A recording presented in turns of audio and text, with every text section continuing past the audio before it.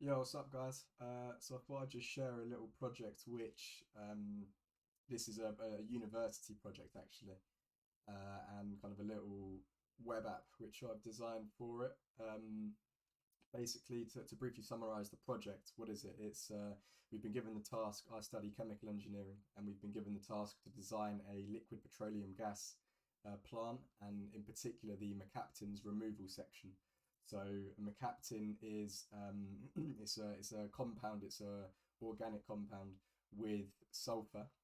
So it's got a general formula of RSH, and essentially we're designing the process to remove the sulfur and therefore sweeten or purify the liquid petroleum gas, because when you use it, you don't want to be burning any sulfur. It will produce sulfur dioxide and other SOx compounds, which are very bad for the environment. So this is what we've been building now. Of course, an important part of that is what's called the mass balance, which, if you're familiar with chemical engineering, it's about 99% of the job. And basically, we calculate over at each phase, and I can actually I'll demonstrate what the process looks like. But yeah, we're basically balancing what goes in, the chemical reactions, what comes out, all of that nice stuff. So what I did was I created a program which we can see over here. So I've used Svelte to make it into a web app, but fundamentally the code behind it is all in this mass balance TypeScript file. So what I did was, yeah, this is nice and long. First of all, I created a class. So I created a class which basically gives us a few functions to kind of make our life easier when it comes to converting molar flow rates to mass flow rates, etc., etc. So the class takes a constructor which just takes in the molecular weight of the particular compound in question. And then, as you can see over in the mass balance, we're calling a new instance of that class. So we're creating an object which has the methods, and then we're passing in, so the RSH, which is the mercaptan I mentioned, that's got an average molar weight of 86. Water is 18, as if you did chemistry for GCSE, you'd probably be aware. But yeah, so I've done that for all of these different compounds, a few other predetermined variables, so we know like what the maximum re-entry of the mercaptide is. So these are boundaries which I've set. And then in the actual iteration function itself, basically each iteration just demonstrates the process. So if I'll show the process now. So here we have what's called the BFD, or block flow diagram, which just basically outlines the process. And as you can see, we've got different feeds, different unit operations. So we have LPG coming in obviously from further upstream. That then goes into the pre-wash column. This is the first thing where a bit of the undesirable compounds get removed. Then goes into an extractor, gets heated up before going to the oxidizer. We have some air coming in here. Oxidization reaction occurs. New compounds get created. And then yeah, over here we then have again like a separator. So at each point, at each unit operation, we need to do a mass balance and also an energy balance. My application is limited just to the mass balance. But basically, what I considered a full iteration was focusing particularly on this loop over here. So we go from the extractor to the caustic heater to the oxidizer to the disulfide separator to the cooler to the buffer tank, and then the sodium hydroxide, which gets kind of recreated over here in a reaction, then gets fed back into the extractor. We're basically recycling sodium hydroxide. Reaction over here uses up sodium hydroxide, and it's quite sustainable in that sense. So that is considered one full iteration. Obviously, we need to consider the stuff coming in for the mass balance and also the stuff coming out. The stuff coming in is always constant, but the stuff coming out will vary very slightly. And yeah, that's what is considered to be one full iteration. And that's basically what this code is here. I'm not going to bore it with the code, because it's just basically, it's actually quite straightforward. It's just basically considering the stoichiometric coefficients and how much reactions react.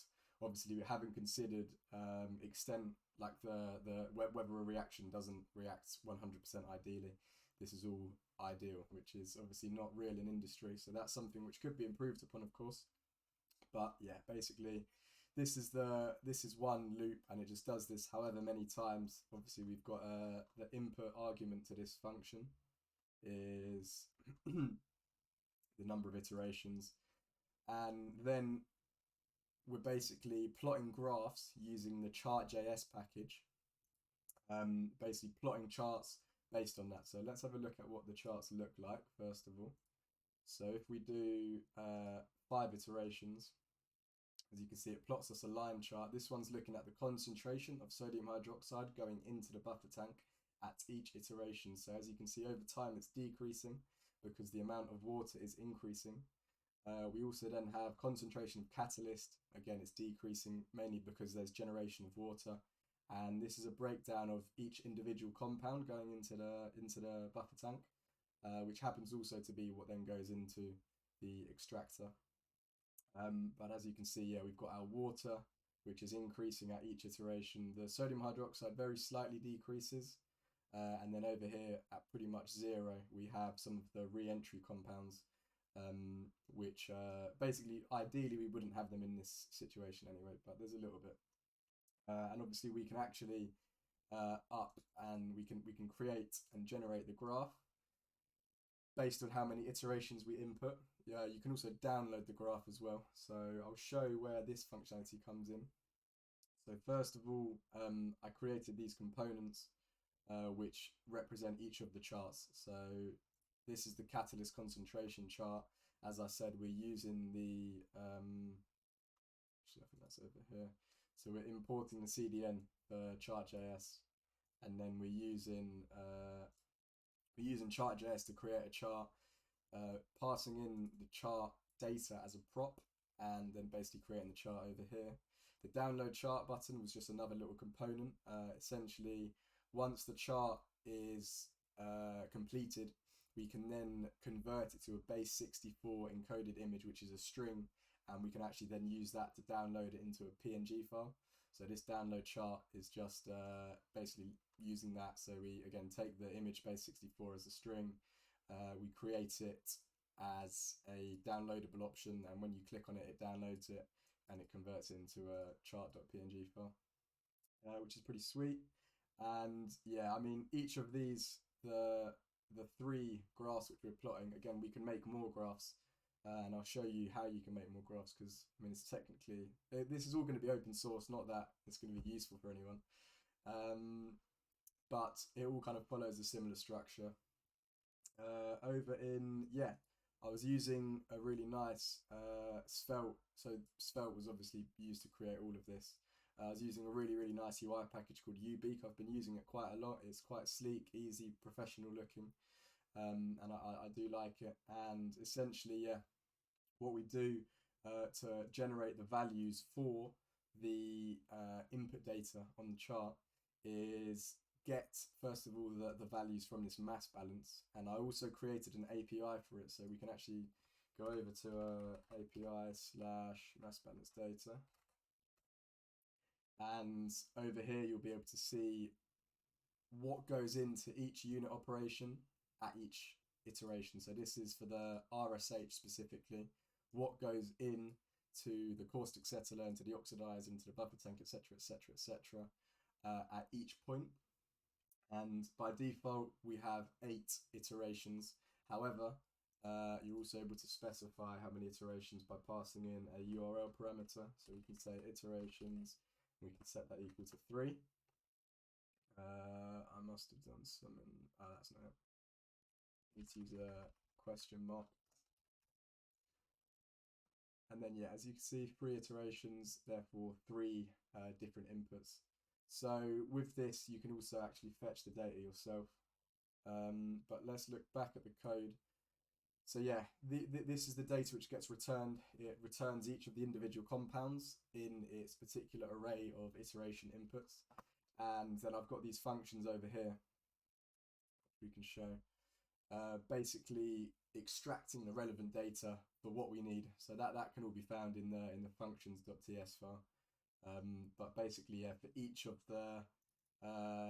the graphs, it has its own parsing function. it returns the data in the correct format, and then we can use that data to create the graph. But that's pretty much it, to be honest. I haven't got much else to show. I just thought it was obviously I do a lot of if you're subscribed to this YouTube channel, you know I do a lot of software developing. You might not know that I'm also a university student studying chemical engineering, and yeah, it's a nice little kind of crossover application of my two passions. So yeah, I thought I'd share, and hope you guys found it interesting. I'll put a link to the repository below. I'll put a link to everything below, and give it guys a thumbs up. All the best. Thank you very much, and have a good day.